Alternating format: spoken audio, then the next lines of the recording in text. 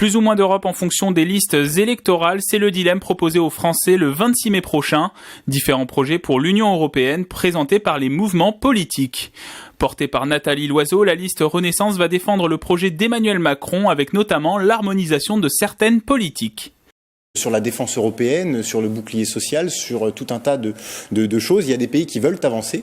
On le voit aussi sur la taxe GAFA, par exemple. Il y a des pays qui ne veulent pas avancer parce qu'elles ont des avantages et qu'elles ont choisi d'avoir une politique. Et puis d'autres qui veulent avancer différemment. Et donc l'idée, c'est ça, c'est d'essayer d'avancer sur tous les sujets sur lesquels on peut aller ensemble ou en tout cas réunir une majorité. Face au projet présidentiel, les Républicains présentent une liste menée par François-Xavier Bellamy avec la volonté de défendre une Europe pragmatique à travers des projets concrets à l'échelle européenne. Aujourd'hui, l'Europe, elle ne convainc plus les Français parce qu'elle semble inefficace, parce qu'elle donne l'impression d'être quelque chose qui contribue à cette dépossession collective. Et donc, il faut absolument redonner sens à l'Europe, parce que nous avons besoin d'Europe dans la mondialisation. À gauche, Yannick Jadot porte sa liste Europe Écologie Les Verts.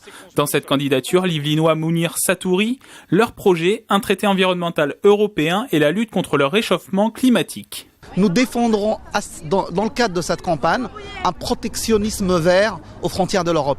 Ce n'est plus possible de continuer à importer en Europe des produits qui sont fabriqués ou produits dans des conditions écologiques lamentables. La France insoumise participera aussi à ce scrutin avec un programme basé sur plusieurs piliers européens. 1. La transition écologique totale de l'économie. 2. Un modèle social européen qui soit le modèle le plus exigeant disponible qu'on puisse imaginer. Par exemple avec un SMIC européen qui soit au même niveau dans toute l'Europe, etc. Face à ces différents projets, d'autres mouvements politiques sont orientés sur d'autres modèles d'Europe. Le Rassemblement national, avec la tête de liste Jordan Bardella, défend lui une Europe des nations. Elle repose sur plusieurs thématiques en ce qui nous concerne. La défense des frontières en premier lieu, que ce soit contre l'immigration ou contre les travailleurs détachés. Elle repose aussi sur la défense des Français, du système français qui est mis à mal par l'Union européenne.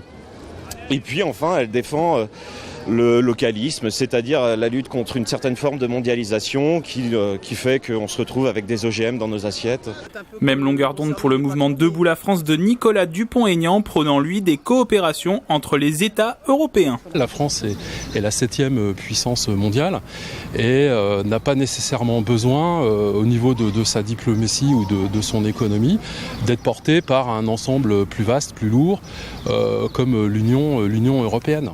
D'autres listes seront aussi présentées aux Français, avec l'UDI de Jean-Christophe Lagarde, le Parti socialiste allié au mouvement Place Publique de Raphaël Glucksmann, le Parti communiste de Yann Brossa, Génération.s menée par Benoît Hamon, ou encore l'UPR de François Asselineau et son projet de Frexit.